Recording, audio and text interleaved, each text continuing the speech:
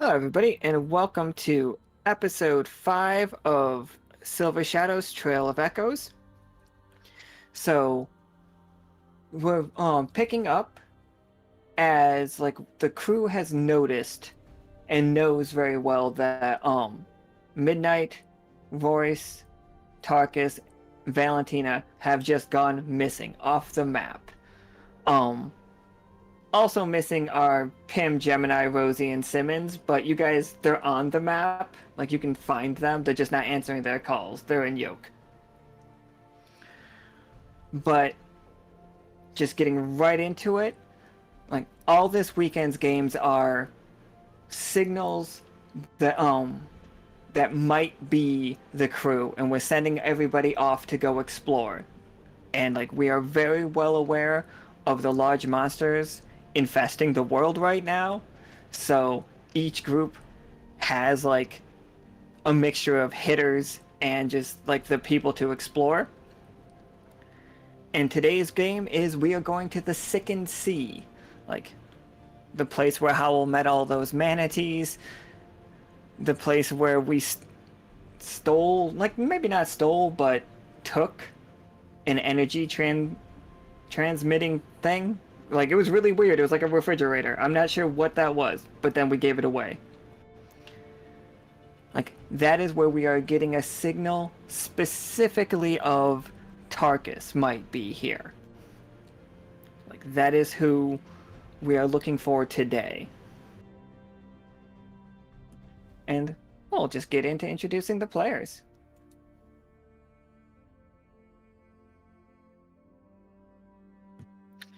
We got Bamin, played by Matt. Hello. Hello. We got Howl, played by Lancer. Hi.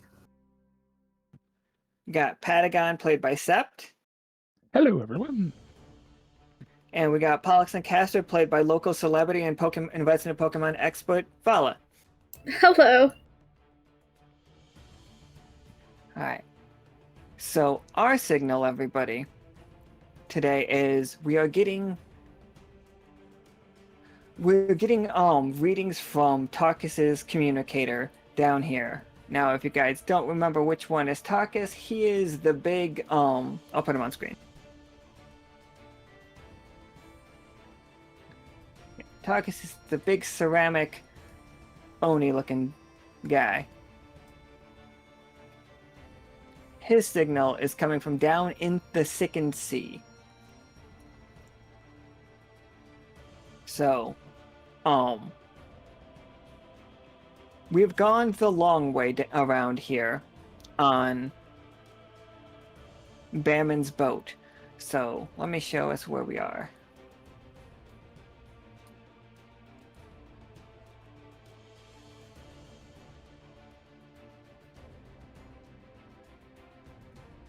I think I can do this.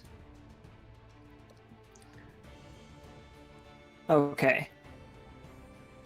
Bamin, you have become well aware of the large monsters throughout the world, and that many people are taking these opportunities to pull parts of these monsters off and have begun selling them for a premium. Like, your marketplace, the marketplace is full of them. And also, this stuff makes amazing crafting gear. Like, you can get your forge going again and really just make some really badass items for people. And they'll pay top dollar. And yeah. so, what have you added to your houseboat that is also your store to, like, hunt monsters with? I've probably added some big old guns. They probably look very similar to my sniper rifle, trying to go for that kind of aesthetic. But these things pack a punch. So, like, deck-mounted sniper rifles? Absolutely. Yes, I will definitely take deck-mounted sniper rifles. Are they badass in, like, lever action? Not lever action, for like sure. bolt. That's what I mean. Absolutely. Like the loaded.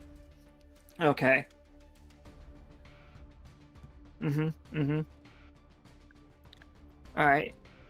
Bamin, have you added anything to your ship? Yeah. Scour and I actually rigged up the bottom of the boat with a. I'd call it. It's a type of a flamethrower, but what it does is it actually shoots out a carpet of flame in the perimeter all the way around the boat as we travel. So it's kind of like an AoE fire blast that goes around the ship, if you will. Took a lot of Yes. gas. It took a lot of Yeah. scours. They had found all the gas that we needed to make that happen. But like, also, there's just like a pile of gas somewhere on this ship. There is, yeah. That's needed to make the to make it work. So, but Yeah, it's stored in red barrels. Everybody knows not to shoot anywhere near the red barrels. yeah, that's common Mm. knowledge at this point. Don't shoot red Alright. barrels. Yeah, right? Everybody knows. So, Pollux and Castor and Patagon, can you two both give me rolls to try to pick up the signals and anomalies? Because the whole time you guys have been on this ship, there have been anomalies everywhere. Like, Oh boy. in varying degrees. Just like a d20? Yeah, just one d20. Alright. So, The 10 really wanted to be an 8 at first. it really did. So, Patagon, like, you are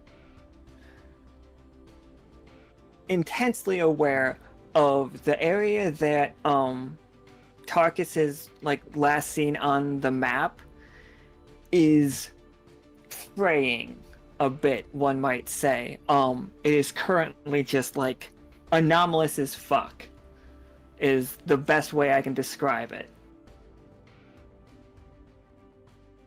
But with your success, you can tell me, are the anomalies bigger or are they more numerous?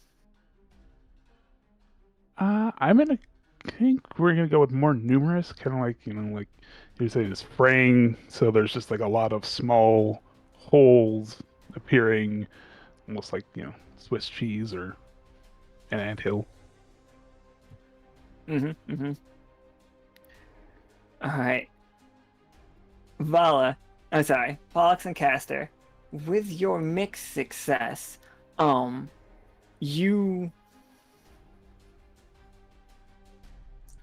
can know exactly where you guys need to go. Like, you can pinpoint like the last signal of Tarkus in the swamp. But you all do get blindsided right here. Or you can know and warn the crew and warn everybody on the ship about the attack that's on its way.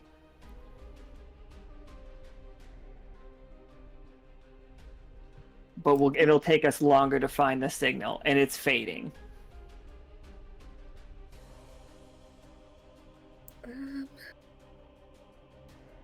Like, I'm gonna say sorry, but they want to hone in on this signal. Oh boy, there's a loot goblin now. Huh. How do I make... Okay. Alright. So... lowering down from the sky, and you guys hear it almost like a fleet of helicopters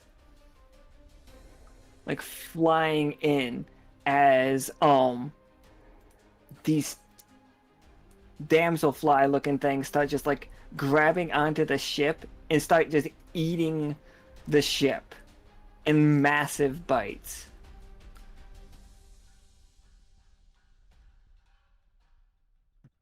But also they are gonna make attacks against, I'm gonna say Bamin and Patagon are the two that they are on their way. So They missed Bamin. Patagon, how do you counterattack this thing with a 13? Because So I'm going to take Go like a scintillate charge essentially, and just try to rapid fire as many small bolts as we can to try to hit them as they're flying around.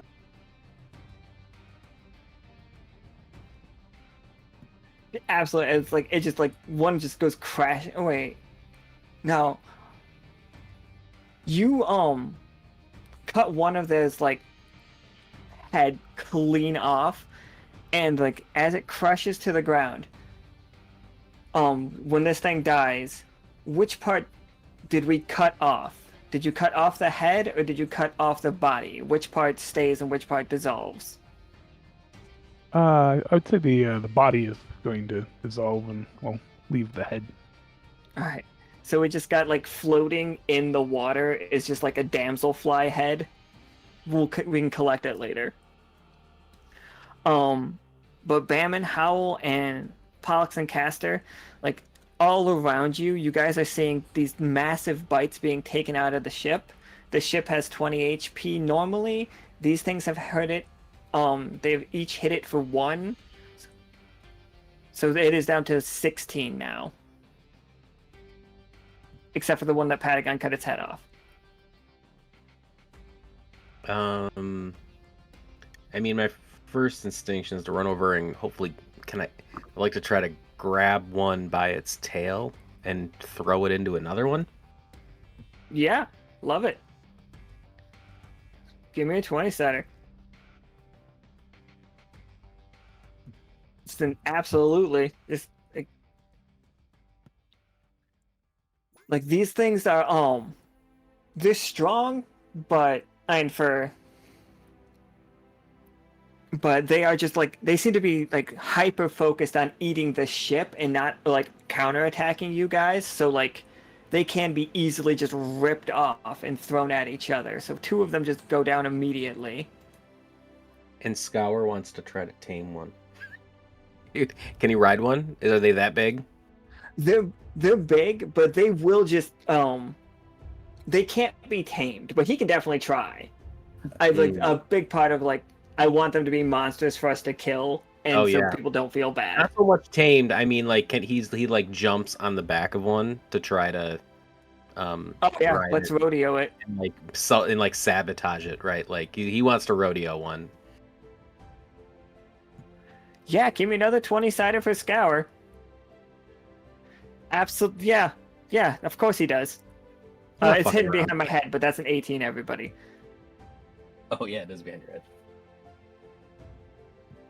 It's just like Scour just like turns its head backwards,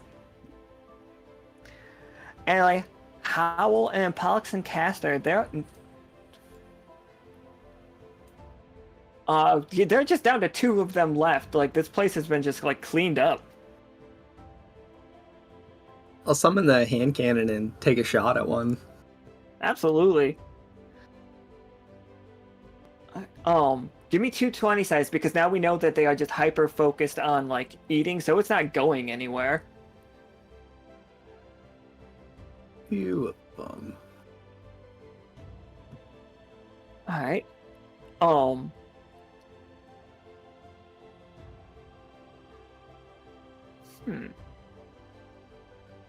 It's a tough choice. I think okay. So you take the shot right through it. Here's your tough choice. What part do you want? What part of this bug do you want to keep? I want to keep a head.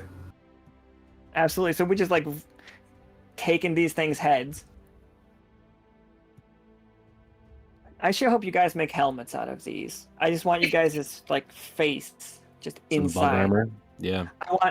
I want us to get 5 of them. I want 5 people to each have the armor, and I want them all to like have to morph into this armor. Is all I'm saying. It's turned into Monster Hunter quick. I was gonna say, would the bug helmets just be like aviator goggles or aviator helmets? Wait, can we tear some wings off and give it to Scour? Like Scour could just be on top of it, like ripping the wings off of it itself. Yeah. Absolutely. I want to fashion some wings to Scour. Scour's gonna try to see if he can fly with them. Probably not. But at least he'll be on him for decoration if he can't fly. just believes in himself. Yeah. Pollux and Castor, there's one left. And like we know how to kill these things. You can make a roll if you want to, or you could just tell me how you get rid of this bug and what you keep. So, I think, first of all, I'm gonna be doing something a bit different because I've got a crossbow in my inventory. I've never used this thing. I've had it in my inventory since I made Pollux and Castor, so I'm gonna use it. And we're just gonna shoot thing like in what even is in a damselfly's chest? Is that just the middle section? Yeah, abdomen. Yeah, shoot it in. They- Yeah, I want to shoot in the abdomen to take it down, and maybe while they're trying. You gave me the idea of using the head for a helmet. I want to get a head. Absolutely. So, yeah, it goes right into the chest of it, and like you do see it starts dripping out of the wound, the corruption that we've seen before. Like it doesn't get on anybody. Nobody's like in any worries of it like going away and getting on you. But you can tell that these bugs are growing significantly larger than natural. Because there must be an anomaly down here that is, well, it's apparently exactly where Tarkus is as well.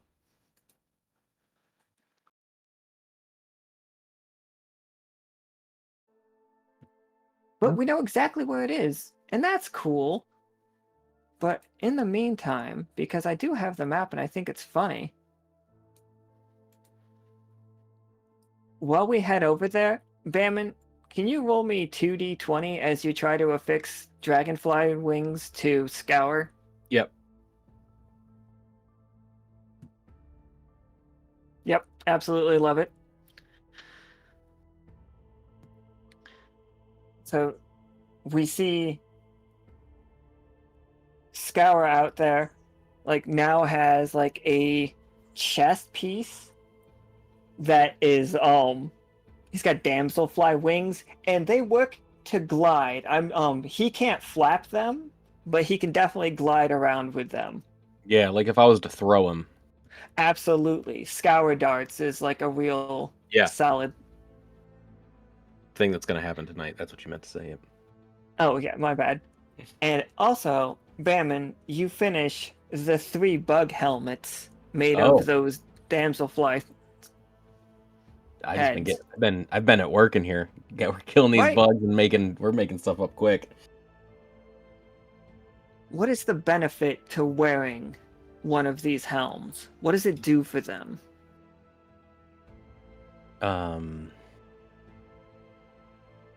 I honestly I think strangely enough improves our hearing. Okay. As for some reason there's something within their fibers that has an impact on our hearing, so we can hear a little further out. They're quite flimsy though. They're not like the strongest, so they're not really going to increase our armor by any means.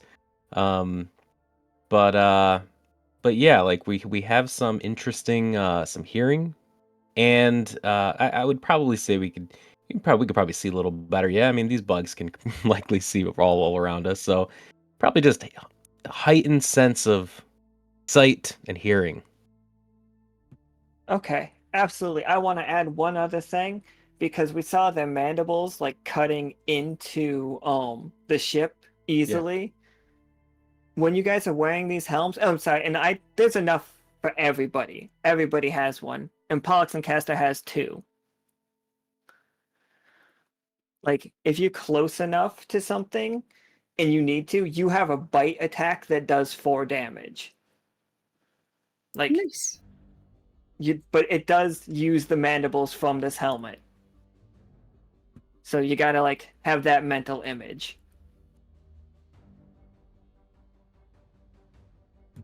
But we all got damselfly helms now.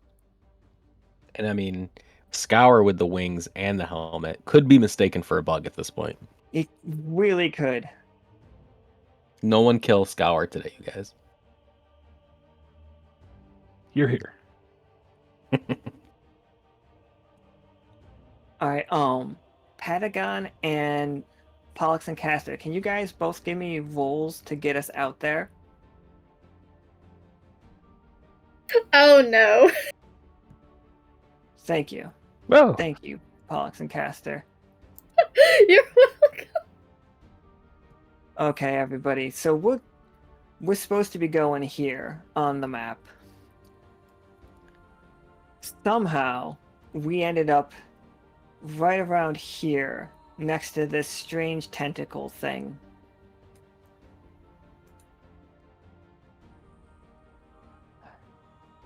We are. Oh, is it this one? I think.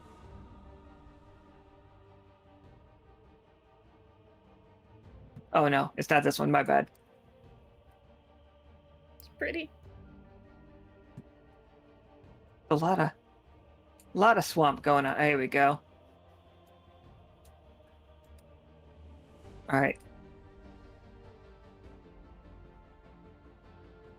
So in this swamp, like you guys are just like getting a ton of signals all over the place.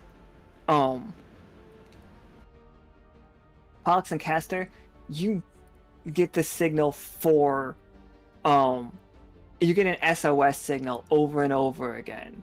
Like that is what is you're being drawn to. You didn't like get lost. Like there's an SOS signal here calling for you. Mhm. It's like, how did you convince everybody else to come here? Did you just like straight up tell them, or like what is the reading on your thing? Like, what is the problem? All I'm gonna say is there's an SOS from another ship.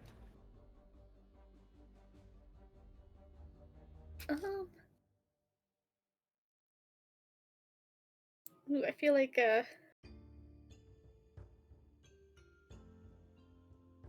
maybe Pollux and Castor, yeah, just tried to convince everyone to go there, because who knows, maybe, yeah, sure, it's an SOS signal, so there's people in danger, but maybe these people also have seen our missing friends and can help us figure out a better way to pinpoint them. Oh, absolutely. Because I mean, sure, I've got the signal I've got, but who knows how old that is. So, there's definitely like,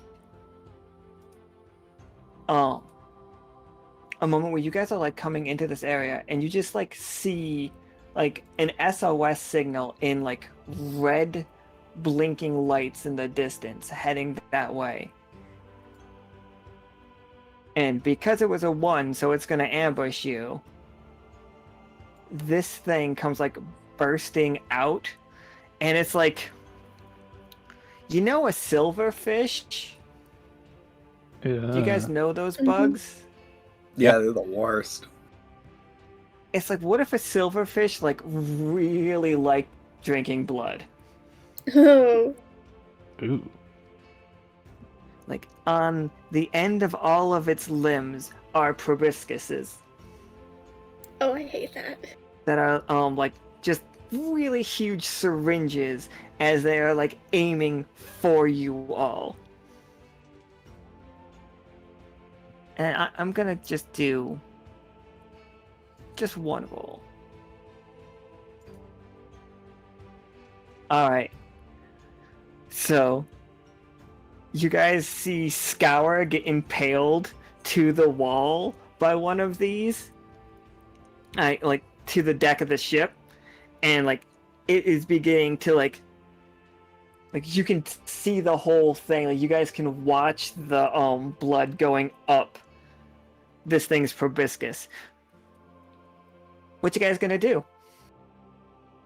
Well, I'm gonna slam the button that releases the fire from around the base of the ship, and hope that it like lets that grip go from Scour. So I'm gonna try Oh to. yeah.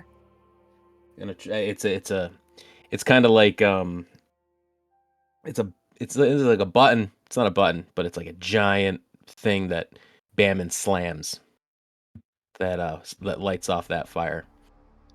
Absolutely. This isn't whether or not it works. Can you give me 2d20?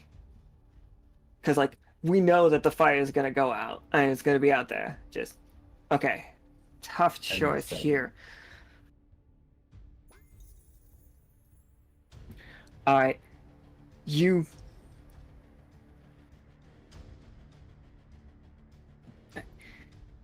It climbs onto your ship. You burn the back half of it. Like it, you get to cut half of its health. Like right now, it normally has 40 health. It'll be down to 20 in one hit. But the front half is going to be on your ship, and it will still be holding Scour. Or you can scare it back, and you will deal, instead of dealing 20 damage, you will deal 10 damage. And it will let go of Scour, but you will only deal half the damage. Yeah, we'll scare it back. We'll do the rest of the damage. I'm not concerned. Well, getting Scour free is the aim of the game here. All right, Howl. You were given Whip like Jesus, so you can do twice as much damage, and you only take half as much damage.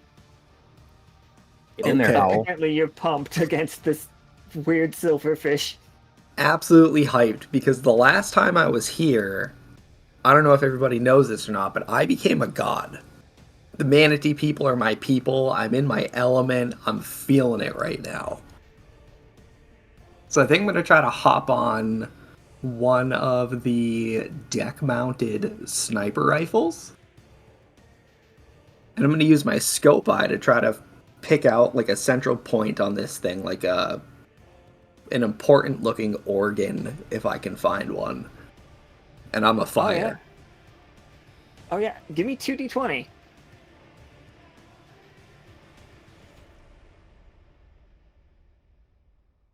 Oof. Oof. Oof. Can I turn that 17 into a 20 to make this a reap and sow? You sure can. Cool, let me find my... There it is. Okay, so reap and sow is when we get a 20 and a 1 at the same roll. So it's the best outcome and also the worst outcome. So what is... your 20 definitely slams right into it. Right at the weakest point.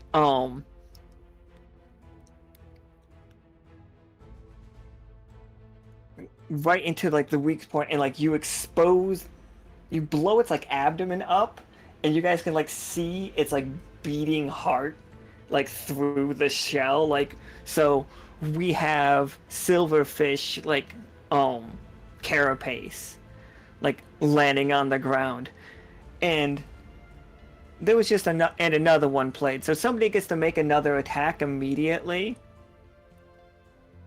And I'll tell you what's up with the 1 in a minute. But this thing's like Howl, like you hit it square in the chest and like blew its carapace wide open, exposing like its guts. We can see its guts. Ew. But whoever wants to take another attack can make an attack right now before this creature can react. Can I take the big hammer and go hit it in the spot we exposed? Yeah, for sure. Yay. Just run up the end of the boat and like swing the giant ass like... Are you swinging the axe end or the hammer end? Are you squishing it or cutting it out? Ooh, let's cut it. Alright, yeah, run up the... So, Pollux and Castor run up the end of the boat and like holding a 7-foot long axe and swing it into this thing's chest.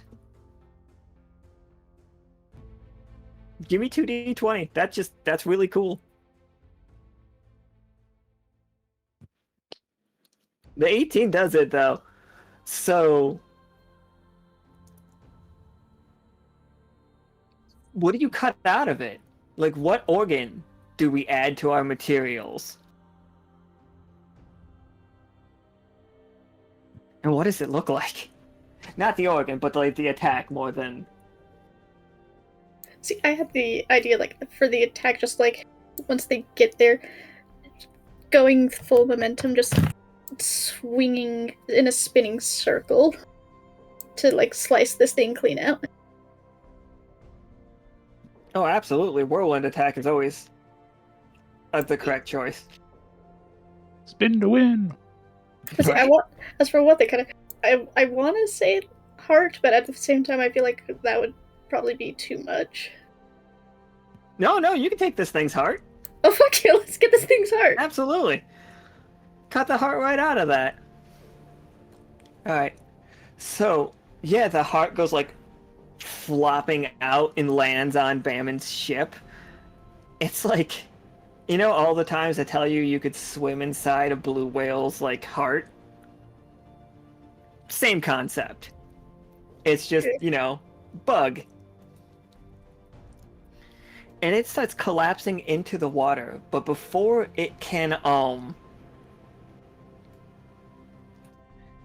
start like dissolving, you see something come up underneath the water and grab it and yank it through the water at a ridiculous speed.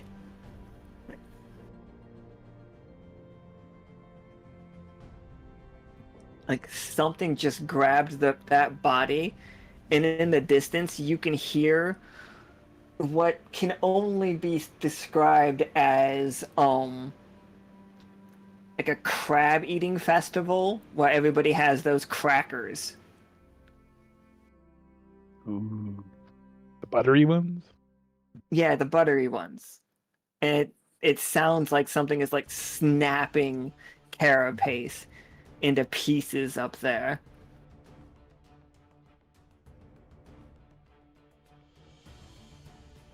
I don't know what's But going that's on what up you- there, but I feel like I'm over here trying to treat Scour's wound.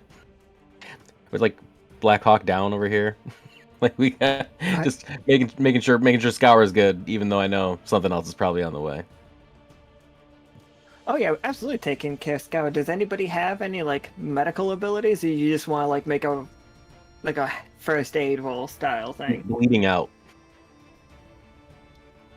Oh yeah, he would be. It's got that thing that makes it so you don't stop bleeding. Right. Anybody have medical on this party? I got nothing. I mean, I can burn things. I mean, I- cauterizing a wound is a thing that we could do. Could you want to burn this wound? We could burn the wound to cauterize. Yeah. Light his chest on fire. Let's do this. We gotta work fast. Alright, Alright. Patagon. So we're gonna do a little modified Kindle then, and see if we can cauterize this wound. So rubs his flippers together in really rapid fashion, and we'll see what we get here. Alright, roll me 2d20. Take the higher.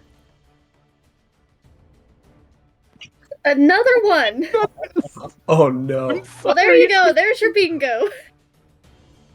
Huh. And that is why I'm not part of the medical.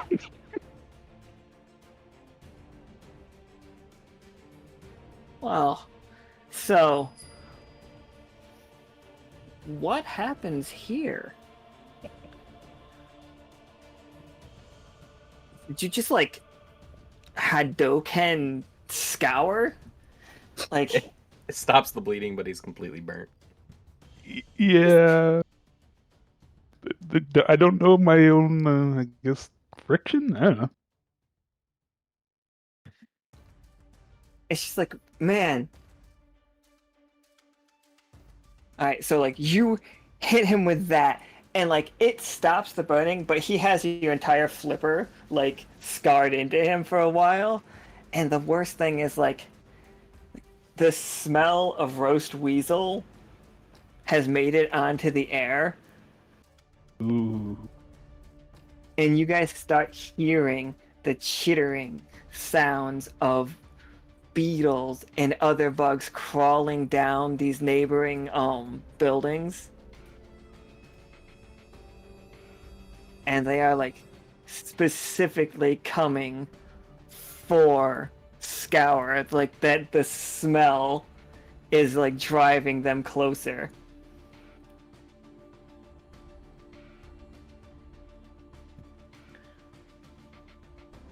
I still like can't forget the weird earwig one.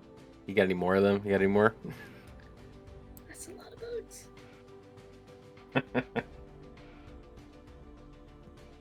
I think I'm out for now. So That's so bad, weird. so quick. We're gonna need a bigger boat. God damn it. This is facing, like, on Nika's screen, it's facing the other way, this particular bug. Like, the one that I'm moving. But on my screen, it's looking at the boat menacingly. On your screen, it's, like, moonwalking at the boat. I was gonna say, like, 3 of them are facing the same direction and 1 is not for me. Now it's upside down. Now it's upside down! Can we try to kick this boat into gear and get out of here? Oh yeah, we can haul ass. Does this boat got the boat power to do that? Do you guys want to? I mean, I can try to like. Scour seems to be stable. I think is he? Is Scour okay? Yeah, he's not gonna die unless one of these bugs eat him. I mean, I can try to hit the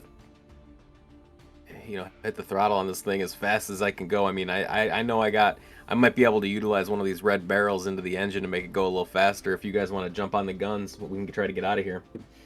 I will absolutely provide some cover fire. There's a second deck-mounted sniper rifle if anybody There wants should be it. multiple. But yeah. Go Yeah, hop on a gun. Patagon can go hop on a gun and try his hand at shooting some bugs. Okay, so Bamin's hauling ass. Howl and Patagon are cover fire. What are you up to, Pollux and Castor? I mean, I feel like they're also probably providing some cover fire, but they probably isn't enough guns for them, so they're just using a mixture of their own spells and the crossbow.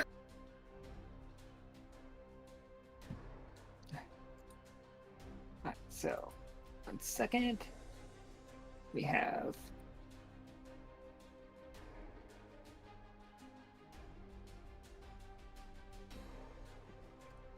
cowboy hat.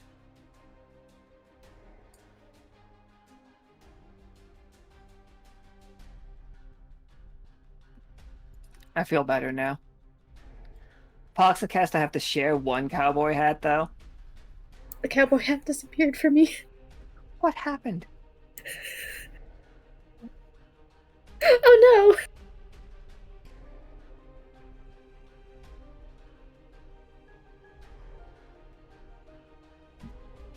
Yeah, I'm gonna have to pause the hat card until roll 20, and when I'm using the roll 20, sadly. The beta messes those things up a lot. Sorry, guys.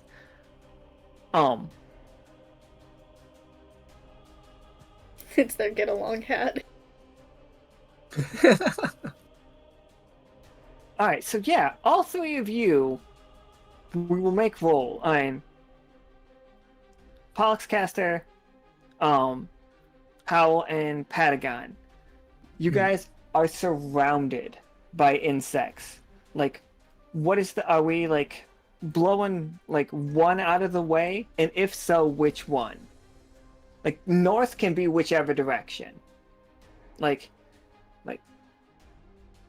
where's the hole we're punching here?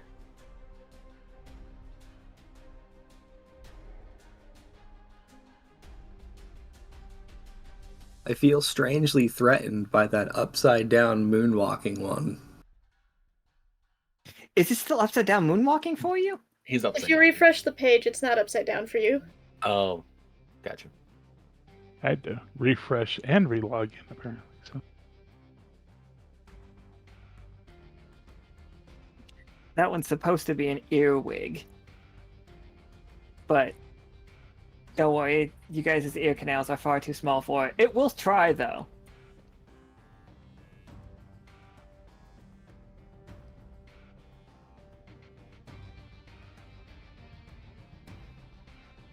Yep. So yeah, this is like it giant ass earwig.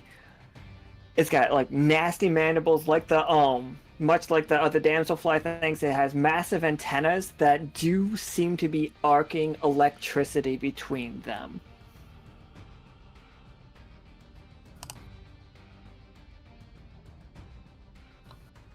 I am I'll definitely immediately take a shot interested at in that. lightning bug. yep, and the Patagon's gonna follow suit and aim, right around where Howl's aiming at, so we can double team. Okay, excellent. Triple team. All right, so all three of us are firing at the same thing. All right, what part are we trying to blow off this thing? How do you do the ring thing again? I think you just click and hold. I think this thing looks cool.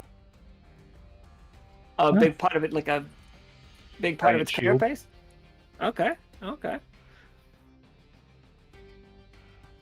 I will agree. I'm down for it. Alright. Give me 1d20 each of you, and like, we're only gonna take the highest. We'll take the highest. No. 18 does it, but let's see. Don't worry about that 4. 18 and 19 definitely outweigh that 4, so yeah. How do you guys gun the back chitin plate off? Could I have used my shot with like the scope eye to try to like fire like a ping into it? Like if we hit it here, there should be enough force to just blow the back off this thing. Yeah, absolutely. And we all just like focus in on that spot to really blow it off. It's just like the back Laser plate focused. comes right. Bullets hitting the same spot, like one like Robin Hooding each other's bullets. Wait, what was that game where like somebody like drives in a? It's got to be a Devil May Cry, right? Where they drive in a nail with bullets. That sounds about right. Sounds about right, yeah. This thing's back plate bursts off of it. Bamin, can you give me 2d20 as you are trying to like drive your houseboat out of here? Oh, Alright, so we got... Alright, so you can, like, get straight through here and lose all of them. But this back one is going to clamp down on to the back of your ship and start ripping off the back of it. Your ship is going to lose 10 HP. And you're going to lose access to that fire attack. Or you get out of here, but this one is like on your ship. And it's going to be up to you guys to knock him off. No damage to the ship other than the fact it's about to start.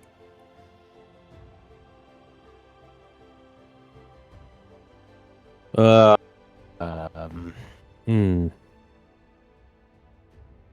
I think we can take that thing.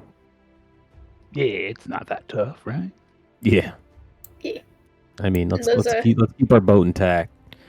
We got all. Those antenna thing look cool too. Yeah, we can use that fire thing again too if we need to. So we'll get out of here with the bug. Bug's coming with us. Well, alright. How are we dealing with Bug?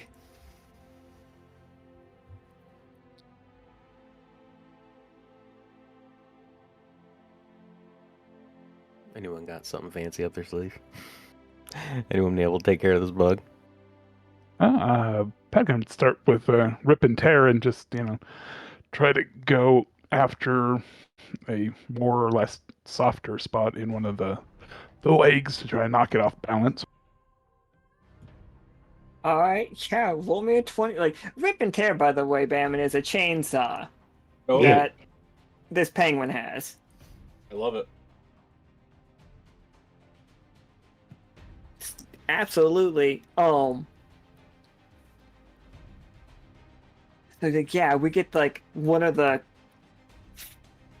I guess it's just a beetle leg. What do I call it, though? Yeah, I think it's just like, beetle leg is what it is. But the beetle leg is taller than you are. Nice. Just Did that solid. That cut through it. Yeah, the chainsaw cuts right through basically everything. That thing is broken. It's still alive though. Oh yeah, like it's reeling back, like it's screaming about it. It's gonna come down with its other claw and try to attack the ship. I'd like. Okay. Oh ahead. shit! Go on. No, you're fine. You're fine. Well, you both rolled 16s.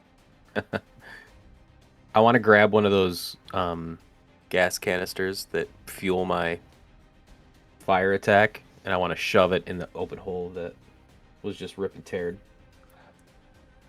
I would love to take a shot at that gas canister. Yeah, just wait until I get out of the way. Absolutely. Yeah. Okay. This is. Yeah, both of you roll me 1d20. That's the higher that we're taking. This is like a group activity here. All right, tough choice. Come on, there you go. But don't worry, that 15 does it. Like, is it Bamin like immediately like dives off the side of the ship into the water as Howl just lines up the shot? Like, what's it look like? Like, what very action movie? Because you are cleared. You do not have to worry. Like, we would take the 15 made it so that you were fine. Oh man, I mean, yeah, this thing explodes in the the color of the insides of this thing. We've never seen this color before. It's a whole new color, and it covers the boat and us, and the waters, and Scour, and yeah, every one of us is completely drenched in this the insides of this bug. Okay. Like a glowing. It's like a glowing color. Glowing. Okay, so it's glowing in a color that I cannot fathom, is what you're saying. Exactly. Yeah. Okay, so we're obviously collecting this stuff. So add the leg to the collection of things, as well as the heads, and now we have barrels of undescribable glowing color pigment that we can use in the future. Nice shot, Howl. I'm so happy to be here. So you say undescribable colors, and my immediate thought goes to like this one Lovecraft story. Everybody like looking at us like, oh, look at the colors. Pollux and Castor fetal position, worried about old gods. They can't hurt me here. They can't hurt me here. Look, I'm colorful. It's colorful. We're all colorful. How do we represent a color that I don't know? All right, we'll have to talk about that later.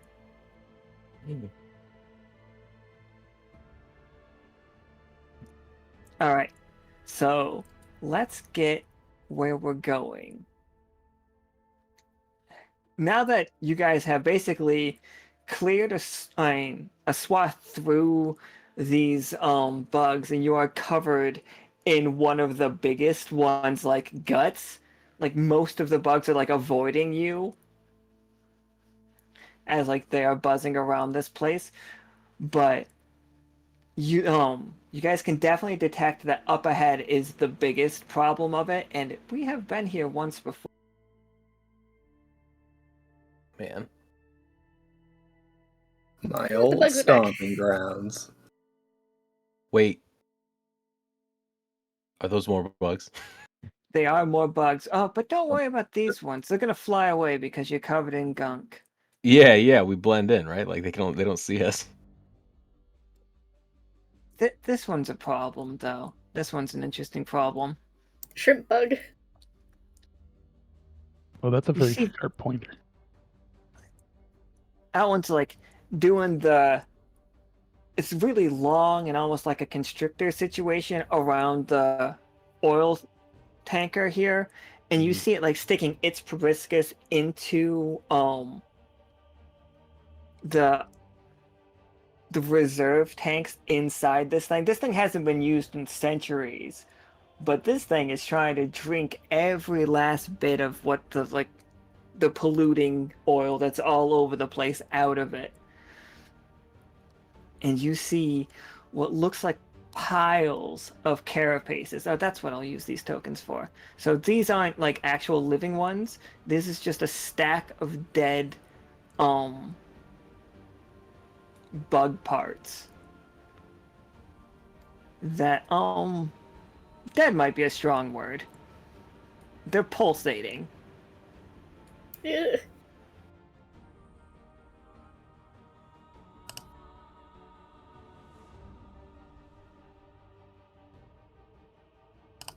And this thing turns and like looks at you and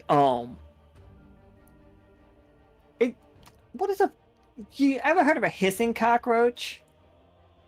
Oh yeah, the zoo in my state had them at one point. Yeah, they're terrible. That noise is terrible.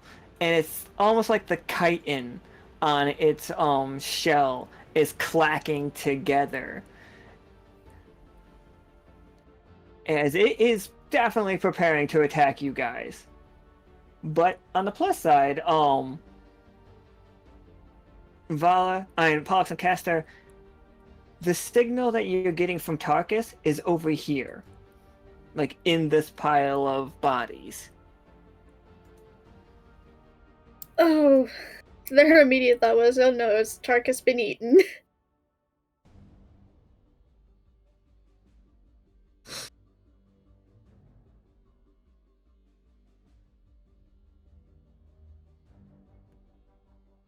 And yeah, this thing gets its first. No, you guys got up here and you snuck through it by covering your ship in goo. So I think it is apprehensive. It is staring at you, but it does not get its first attack first.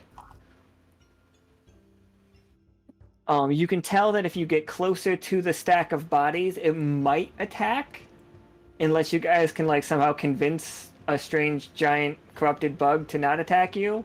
But if any team would, I assume you might. I don't know. How's Scour feeling these days? Is he feeling any better? Scour's okay. I think he can take the wheel if you need him to. Mhm. Like, he's been better, but he's still very excited to try out his wings. Yeah, I was gonna say, could we use those here? I don't know if we need them. I don't know if we can throw him up to the bug. But the bug's very mean. Yes, the bug does not want to talk.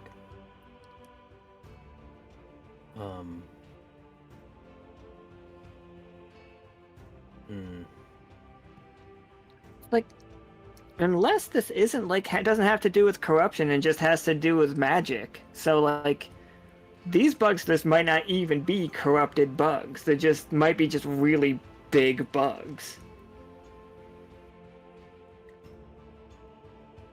Big bug.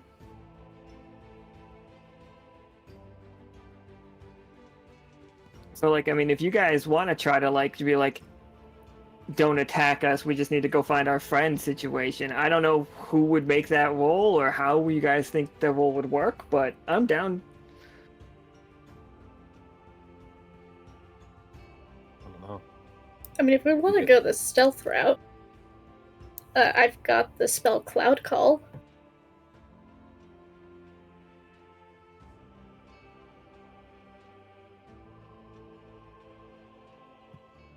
I'm down with it unless anyone else has some ideas. If we want to try to talk to the bug, I mean, I could use whisper, send a telepathic message to it, and we could see if it helps, or if not, we'll just start attacking it, I guess. Whichever combination we want to try. But I like the cloud call myself. All right, so we're gonna play this sneaky then. Um, yeah, go ahead, Pollux and Castor. Give me a roll so we can like sneak this ship towards the pile of corpses over there. Okay, so a tough choice. You can get there faster. The signal is fading rapidly. So you guys could get there and have a good shot at finding exactly what it is. But this the creature up there will for sure see you guys there. I know it's gonna take one more roll. It gets a roll to find you. Or you guys can go really slow and then you're gonna have to make another roll because you guys gotta search for the signal. I feel like if Pollux and Castor are worried that Tarkus has been eaten in there, they would want speed to be key. Alright. I am gonna roll for it this creature is looking for you guys. It does see you. Alright. But you guys find the signal. You guys get there. You find the signal. It is Pollux and Castor, the signal is coming from all of these like green pulsating. Oh, they're eggs. They're eggs about the same size as like you, as like Howl standing up, like not as big as Bamin, and there's not like two of them next to each other, so that can't be you, and definitely bigger than Patagon. But like, there's tons of these eggs, and they are inside the bodies of these other creatures. And those eggs are like, which roll? A tough choice. Can you give me another roll right here to study these things? You guys all can. Wow, okay. So this thing is coming at you guys pretty fast right now, but you guys can either make an attack against it or a study roll again, to figure out what's going on with these eggs. Which would you guys like to do? I think I'm going to attack the bug. That thing's not looking too nice. Alright, what's the attack look like? I'll probably swing one of the deck-mounted snipers around. And again, I'm going to try the scope eye again, see if I can't find where it's most vulnerable. Or even try to, like, hit the tail, because that thing looks really fucking mean. Oh yeah, that tail, there is like... It's definitely like got one of those wasp situations where it's like a really thin part of it and then it goes out and bulbous again. Yeah, we're going to go for that tail. I don't like that one bit. Yeah, give me 2d20, for sure.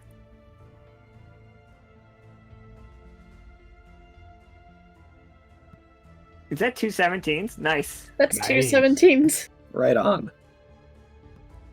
And yeah, you cut the bottom of it like clean off, and it drops into the water and splashes, and it's just like leaking out, like very gross. It's like a disgusting poison. It's gonna be absolutely gnarly. Whatever's in that, like, yeah. So we Bottle it have up. poison gland is what I think we'll call it. It's absolutely huge. It was all poison, but now this thing's not poison. All right. Forge played a card so that somebody else gets a free attack right now. Just who would want to make the attack? I'll attack. All right. Yeah. What do we got?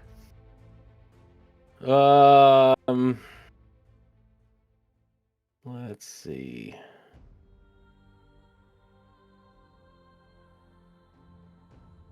I think I'm gonna go in. I'm gonna try. Well, so we just cut. I'll just cut the like stinger off or whatever. Yeah. And it's kind of, is it now weaker around the base, or is it struggling at all? Is it hurt from that? Yeah, it's definitely like landed down in front of the ship, and it's like moving around. It's not poisonous anymore. Like it was incredibly poisonous, but now it's not because you took away its poison. But it does have like 4 claws, almost like a crayfish situation, as it's like snapping out at you guys. Well, maybe I'll just try to run up and bite its neck. Absolutely, yeah. Take that head off.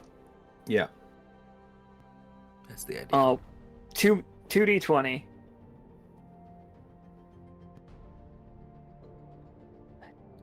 It's like the second roll was good. Thank God. So, Bamin, you've got like your like mouth right around this thing's throat, and it's like struggling to fight you guys off. Vala and Pollux and Cassie, can you give me that study roll, because you don't have to worry about it attacking you right now, and then I'm gonna get to Patagon's attack. All right, 15.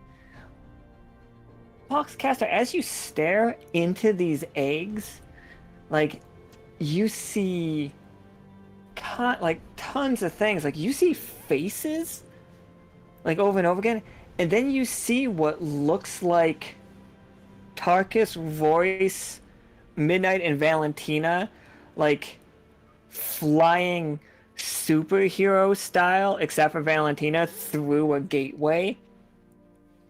And you just see them like going, and then just like it zooms in on Tarkus, and then you all of a sudden like see like another doorway just as he's about to leave, and that's when it cuts out, and it just keeps replaying that over and over again as these eggs start pulsating and getting larger, and then you notice that they start like cracking and like squidging out, and you see like black corruption like leaching out, and we've all seen Ferngully, and I've used it a bunch of times, as the corruption begins to hexus these bug corpses together right in front of you. They've all seen Ferngully. Yeah, of course. How we doing, Patagon? Like, you see Bamin's like...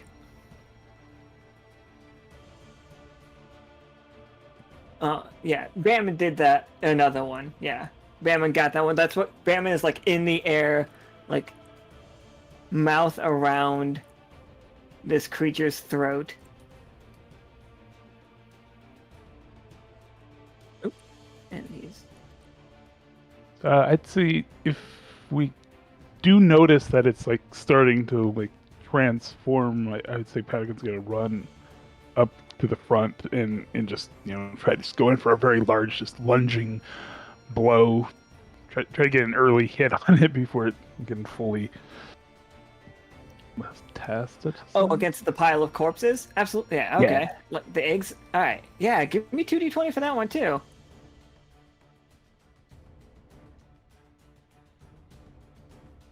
Alright, that's 16. It'll do it. Okay. So, here's what's gonna happen. This thing is turning into... It's gonna show up. You tell me what part you took off of it.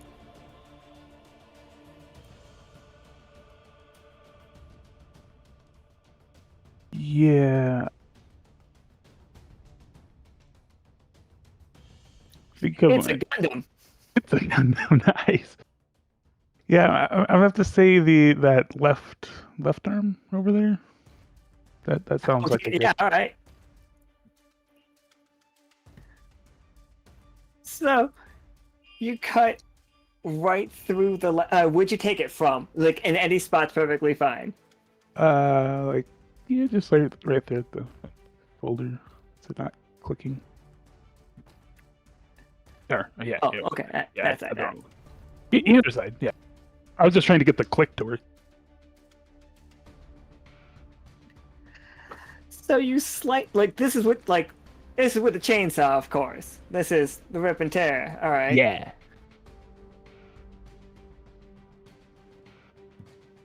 Do you just cut clean through? Is Patagon do you fall to the deck of the ship? Yeah, just like it was just like it's such a lunging attack. Like as it was transported, I just like flew, and then by the time it gets to the end, it just like comes like falling straight down on the deck with a thud, and just like, ow, that is a lot taller than it used to be. This poor thing just comes into existence. It's just like, I'm so badass. Oh, my fucking arm. Alright. So, Bamin. Bamin hanging from the neck of this one over here. Yeah. The proud mother, apparently. It's got it in you know that if you just squeeze your jaw, and if the attack succeeds, you can pop this thing's head clean off. Howl, you're on the ship. You see this amalgamation of dead bugs rise to its new height, and it reaches over with its only arm now, and it grabs onto one of the pieces of metal from the oil refinery, and is just swinging it like a sword. And it's aiming at Patagon, but Patagon, you were very much dodging it. This is part of your 16. I don't know. And are you deflecting it with your chainsaw? Yeah, I'd say like a parry, and then using the more enhanced vision to kind of be able to see it in your periphery as it's trying to swing in, so you kind of get a more glancing blow. You guys are seeing out of all of the bugs tons and tons of faceted eyes. Mm-hmm. I kind of forgot you guys are wearing bug helmets for a second. Alright, so Howl, Bamin, Pollux, and Castor. What are we looking like? You are surrounded by two very big bug creatures.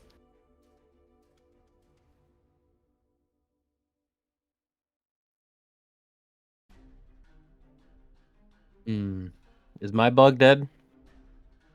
You can I mean, it's almost dead. It's just it's on its last limb. It only has 2 HP left. It started with 50. Yeah, I mean, I think I'd like to try to finish biting through this thing's neck to shift my attention, but I don't want to leave this thing even a couple HP alive. Absolutely, yeah. Give me that 20 starter. I think it just succeeds. Oh, yeah. I was going to say, I think it just actually succeeds. I don't think we need... I think Bamin's pretty good at closing his mouth. Yeah, I mean, it's what I do. My thing. Closing my mouth. This thing's head flies onto the deck and just thuds next to next to something else's heart and an arm. And no, we're wearing the legs. We're wearing the other stuff. Actually, so that thing collapses behind you in a huge splash, and just gouting out the weird corruption as it starts whenever something corrupted dies, anything connected to the core starts turning into almost powder and then floats away.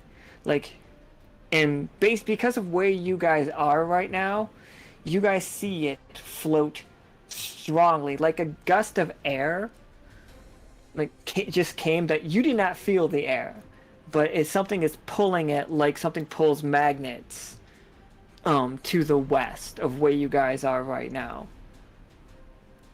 Directly to the west of the Sickened Sea. That corruption is being pulled.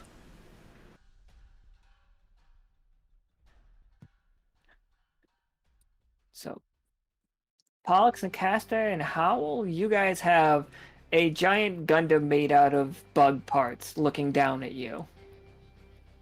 Yep. It is currently sword fighting with Patagon with a giant piece of metal and a chainsaw.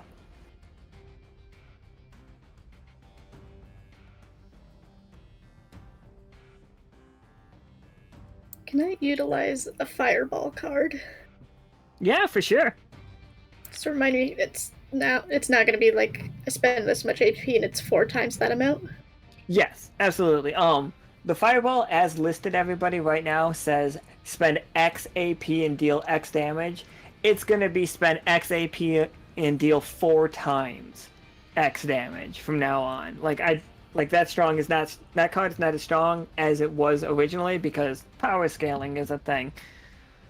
I didn't know we were gonna run into it so hard, but we sure did. Let's spend 5 AP. All right, so we're looking for 20 damage. All right, where are you putting this? Like, I want to hit. Come on, do the clicky. okay, right in the chest. You want to give it some heartburn? Are you seeing the click? I can't see the click. I saw the click. You clicked right here. See, I see the click on the stream, but I don't see the click in Roll20 for some reason. Yeah, I'm doing it in the chest area. Roll 20. We love you, Beta. We really do. Thank you.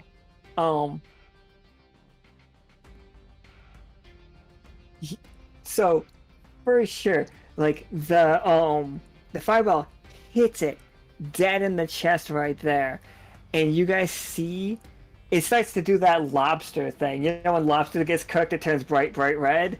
Like this shell starts doing that all the way across, and like it becomes super brittle. It begins like flaking off of itself, and you can get like it's like exoskeleton is falling off of its chest. So we're gonna just say you have its torso skeleton, like the exoskeleton from this, which is terrible. But yeah, you guys ever seen the really gross thing, like when a lobster completely freshly molts? So like it's kind of like Zoidberg did it on that episode of Futurama.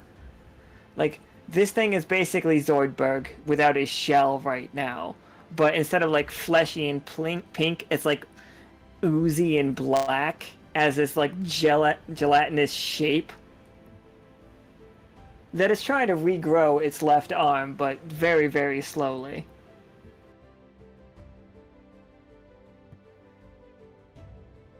And you're up, Howl. What you got for this gooey bastard?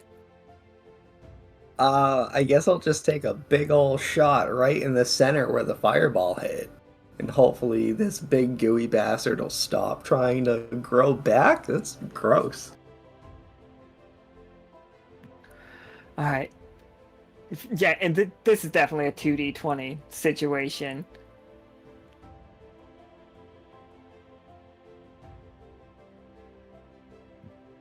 Oof, okay. Not great. Not great. It takes that shot, and like, you see it blows a big ass hole through it, and like you see it start to teeter, and then the hole just fills back up instantaneously, and it looks at the ship and swings this huge like claw of just like not like semi-solid, like non-Newtonian situation, as like it like cleaves the top half of the ship, and it deals 10 damage to the ship. Like, and we are now missing like this part of it, like the upper parts. Nothing bad. We still have all of our weapons, but we don't have our cool crow's nest anymore. Howl throws up a little bit. And like Patagon, you see like that arm that you took off that is now just like, it doesn't have a shell anymore, but it is slowly pushing out another arm that's like, it's regrowing a lot faster as like it's exponentially starting to regenerate faster. Is what I'm trying to say. All right, we're But gonna yeah, go ahead. we're gonna have to hit it hard again.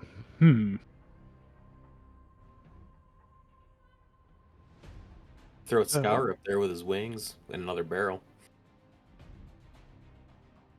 We could try those wings out. It is pretty far away. Yeah, I think that's a good try. I mean, it exploded before. Well, we could try more explosion. And so long. Don't fail me now, wings. But we could try launching Scour up there. So Scour goes up to one of the barrels, bear hugs it, and like has his legs wrapped around it as tight as he can. Yep. Yeah, throwing Scour is a 2d20 situation for sure. This is definitely like a group activity that we're used to.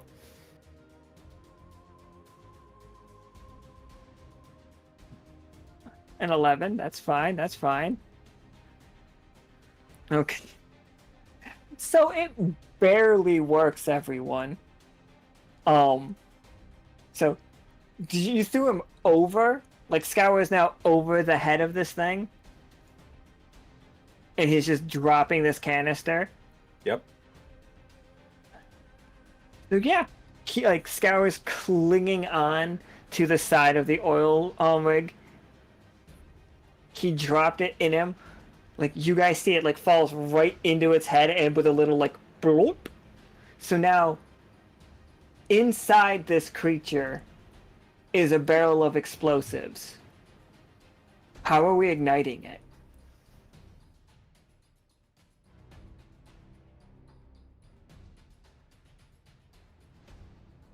Let's see. Howl's probably our best bet for aiming through, right? Like, I'll finish throwing up and take another shot.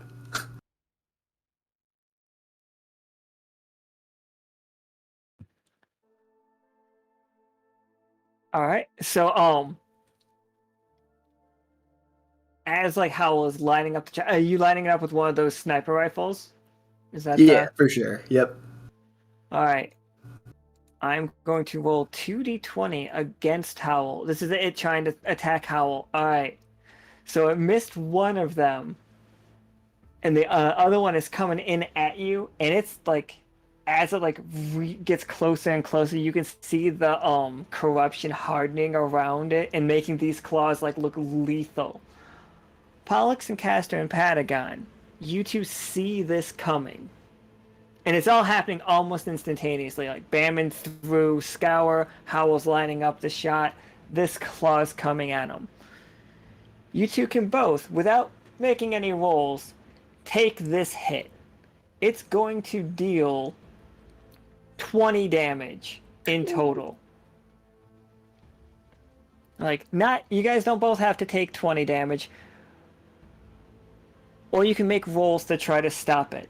I will tell you right now, a failure or a catastrophe means you are really hurt. But a tough choice or a success means you get to block this damage for Howl. Or you could just, like, dodge it and let him take the 20.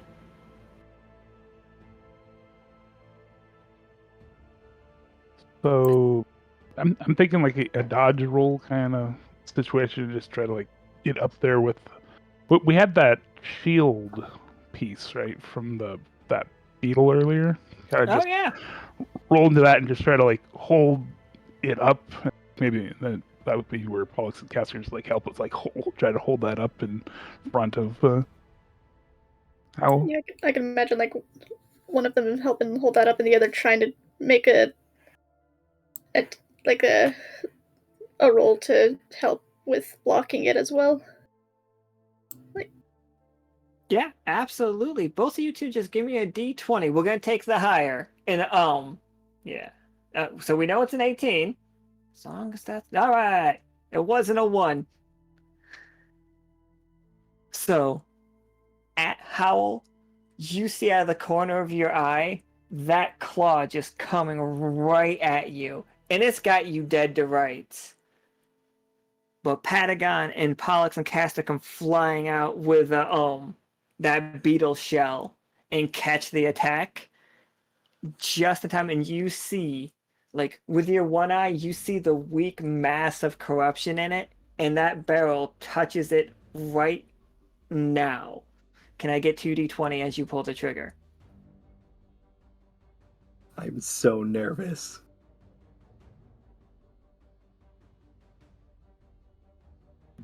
$16 and 17's good. That'll do the trick. As this thing gets blown to hell, just like rips apart situation. Like it's that really cool scene where you see the fire inside something, and then it shrinks, and then it expands all the way outwards.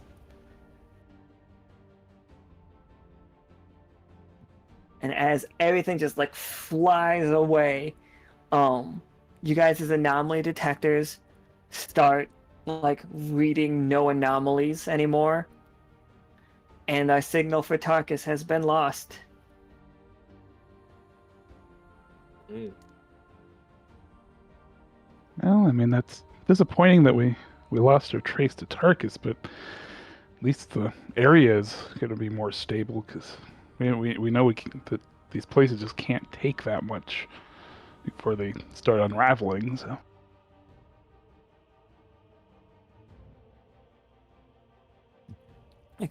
This place, like, yeah, absolutely, it feels frayed, especially to you, Patagon, because like we said, you've traveled with Katori and Royce, so like you've seen it. The fact that this place is really frayed around the edges, but Patagon, do you carry like the stitching stuff on you guys? Do any of you? I probably have a kit just because of all the travels with Katori and Royce we were doing. He just kind of like, he's not great with it, but it, just from what he's seen, he's like, this just comes in handy just to at least have in case of emergency. I think, yeah, between Pollux and Castor and Patagon, that like you two discover like an anomalous, like it's a hole in reality situation, and it's like this thing is pumping out magic, like something. It's right at the base of this this oil rig thing. There is just something pumping magic directly into the area, and it's crazy the amount that's coming through. Looking around, you see the fact that the bugs are bigger. They don't seem to be unhappy, but they're bigger. And like the world is like more magical. But do you sew this closed? Patagon look with the Pollux and Castor and be like, I don't think we can leave it open. It's just too much of a risk. But I'm willing to be convinced. I'm in agreement. It's probably too dangerous to leave open. Well, then I think we need to attempt to close it, and then we'll mark it on the map and have the mysticians keep an eye on it and maybe come, touch it up later. Indeed. Yeah, I'm not gonna make you guys roll for that. Like, you guys are solid to do it. But yeah, no, we're good. I think we lost Tarkus's signal, but Pollux and Castor did see that the four of them went through something and ended up somewhere else. Like, you guys, like, that scene happened, and like you can narrate to other people. People know that, like, not just that you're missing, but now people can know that the last time you saw them, they were alive. Mm-hmm. Alright, so what, real quick, because I gotta like document all these things, what did we pull off, creatures? Wings. All right, we got a set of wings for Scour. Some helmets. We got enough damselfly heads for all of you to have helmets. There was the heart of that one creature. There was the heart of that. What did I say that creature was? Was it the It was like earwig? you said it was like a silverfish if it ate blood. Yes, the silverfish heart. Yes. What if a silverfish drank blood? We got a beetle shell, and we've got. Did we get any of got the poisonous goo that came from? Oh yeah, we got the poison gland from the He was supposed to be a not a silverfish, but a wasp. she was supposed to be a wasp, yeah. Like one of those egg-laying in other creature wasps. So like yeah. Oh, those wasps. The most evil, yeah. Brand new color goo. Yep, we got brand new colored goo stuffed into barrels. Yeah. Delightful. Then see, we had a beetle leg and that Gundam arm, I believe. Yes. Beetle leg and like Gundam arm and Gundam's like exoskeleton cannot be put together back together like a puzzle. Like, but we do have like multiple like sheets of it. But now they're garishly red. Wasn't there also like the carapace of the earwig looking one? That's right, the back carapace of the earwig. Oh, that's what you guys used to block. Okay, sorry. Let me write that down. Excellent. Yeah, it was the earwig, but not the beetle. Yeah, I knew it was one of the carapace shells. I made a lot of bugs for democracy. All right. There's really not even a need to do a recap for this one exactly. Did we ever encounter the loot goblin from the card earlier? Oh, that was. I was gonna turn the loot goblin into like selling parts. Like you guys, were gonna want to sell the parts. Shit, that's my bad. Who played that one? Is that Forge? It's like we'll have to refund that one too. I'm very sorry. I missed that. I didn't miss it. Like I thought about it and then it got lost. I'm so sorry.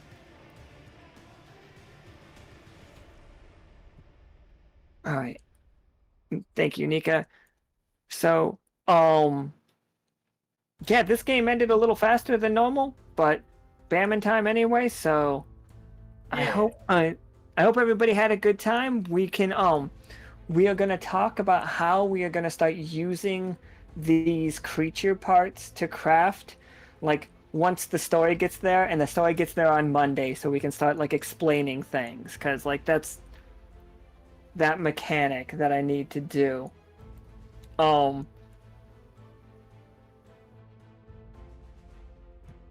you just fucking just killed all of the things.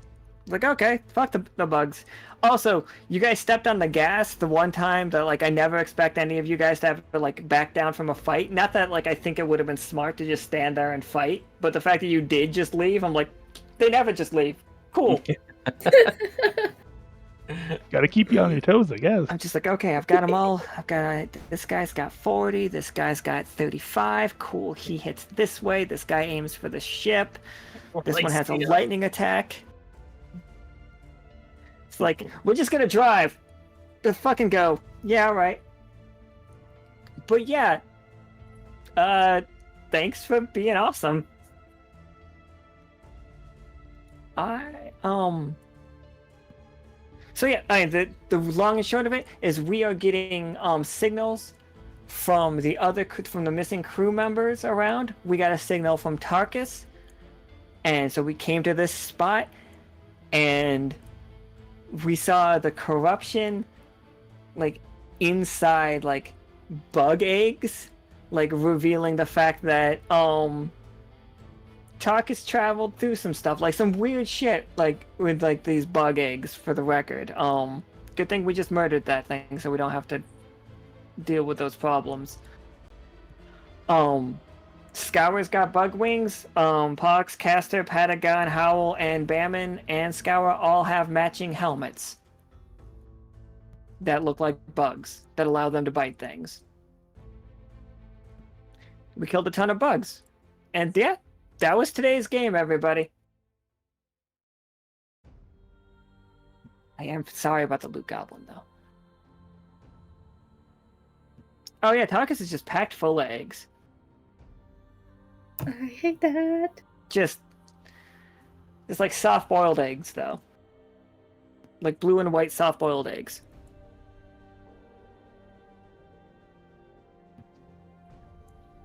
So, she's like a little egg carton. I ran out of things to say. Well, in that case, we'll wrap up here. We'll be back tomorrow at 5 p.m. Pacific with Foley, Iskra, Volpa, and Zagna, I believe is tomorrow's session. And then we have the new theme song. It'll debut on Monday with that Mega Main character game. In order to accommodate the fact that that game had to be canceled because Cole lost internet, Monday's game will be longer than usual. So it's going to start an hour early. So it'll be at 4 p.m. Pacific and end an hour later. So we're going to like pad both sides of it. So it doesn't run super, super late for East Coast friends, but it is going to be a beefier session.